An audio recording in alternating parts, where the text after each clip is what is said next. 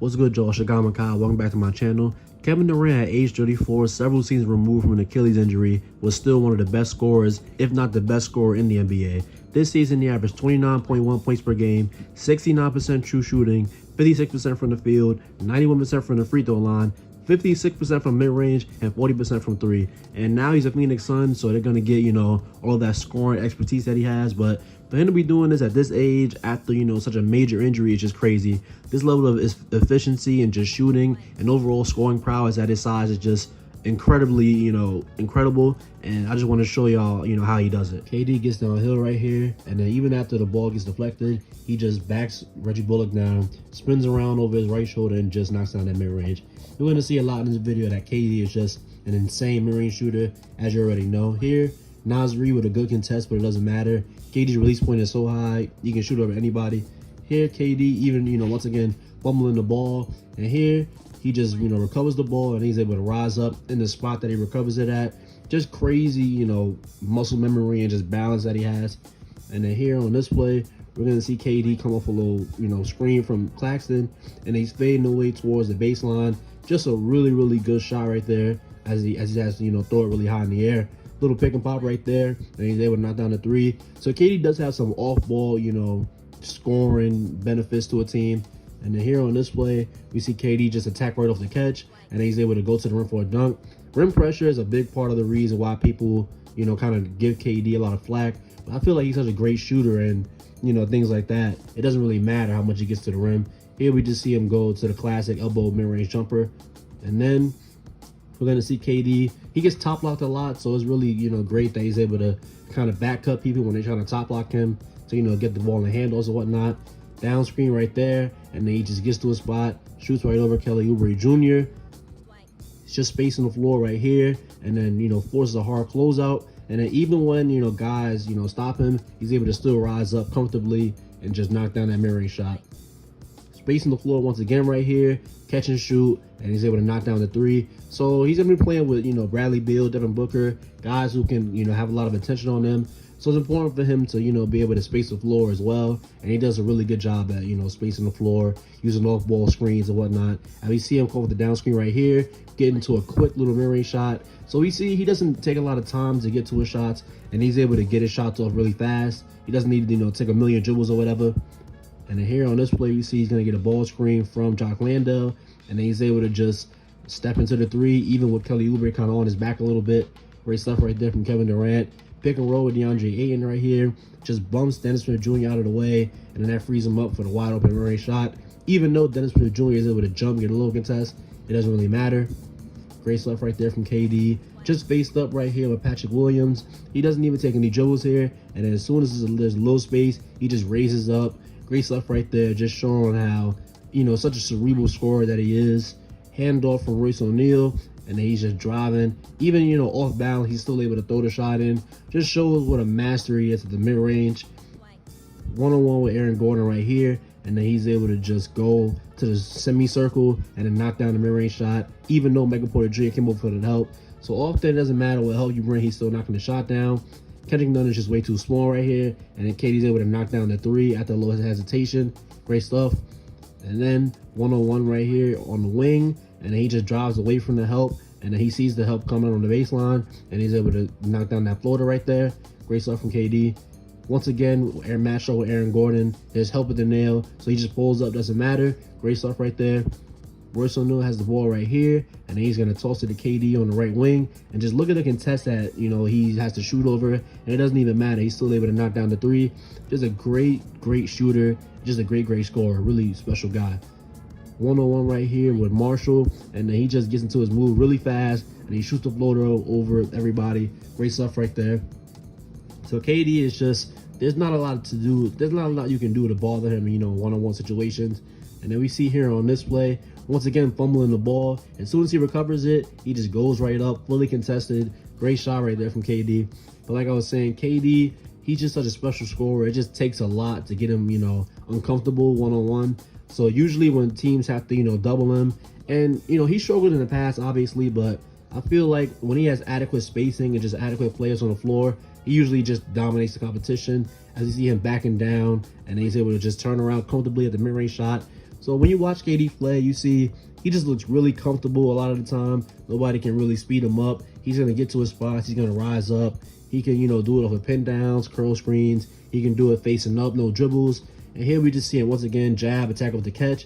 Sees Brook Lopez coming for the help, so he just rises up. And a thing I noticed about KD's game is that when he's in the mid-range, he has a lot of different, footwork that he can do to get open, and he can shoot off a lot of footwork. Sometimes he does a fade away off 1 foot. He can rise over 2 feet. Sometimes his feet are dangling behind him. Sometimes they're dangling in front of him. So it's just a lot of angles that he can shoot at. As you see him once again knock down the catch and shoot mid-range shot. Great stuff right there from KD. And we see, it's a mix of Brooklyn and Phoenix Suns clips, but I still think the context is the same because he did the same thing, for both teams as he forced the hard closeout from Drew and he's able to knock down the elbow shot. Great stuff right there from KD. Once again, off ball screen, and then he's able to get the ball. And just look, Bol is going to come out here to contest this shot. Bol is like 7 feet tall. Look at how high KD has to throw this shot up, and he still is able to knock it down, even after a great contest from Bol, who's, a giant man as well. Once again, off ball screen, and then we just see how quickly he can get into his game. With off ball screen, he curls off of it, just a 1 dribble pull up. Great stuff right there.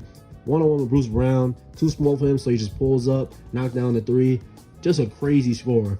1-on-1 with Reggie Bullock, and then he's just bumping him around, and he doesn't even see when he's that close to the rim and he can just knock in a little short mid-range shot. I feel like he prefers that rather than trying to go to the rim and maybe getting a turnover or whatever. Here we just see once again the balance and focus that he has, and he's able to knock down that shot off balance. Great stuff right there. Off ball screen once again from DeAndre Ayton, and then he goes into the re-screen. Even after a solid contest from J-Dub, he's still able to knock down the mid-range shot. Great stuff right there from KD. And then we're going to see once again, he's getting top locked, so he just cuts back door real fast. And I feel like this is going to be really, useful in the Phoenix Suns offensive system because when you have Bradley Beal and Devin Booker, you're going to try and get KD in a lot of off-ball actions. So it's good that he knows, how to cut. Here we see a great behind the back, and he's able to knock down the mid-range shot and one even after, a tough contest and the foul afterwards.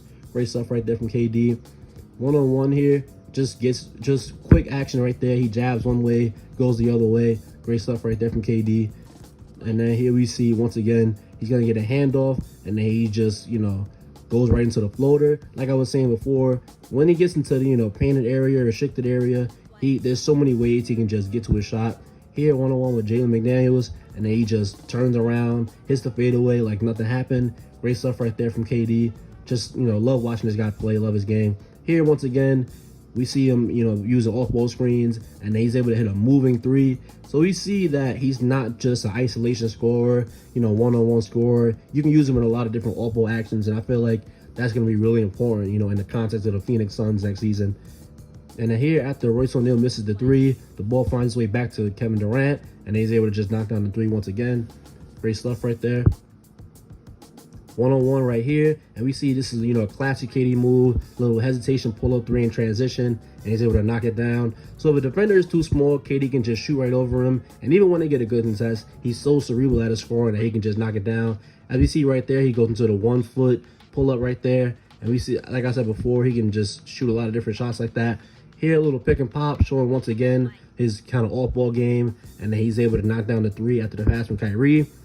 1-on-1 right here, and then he's able to just knock down the shot after just doing a little jump stop. No contest right there. That's too easy for him. Great stuff right there from KD.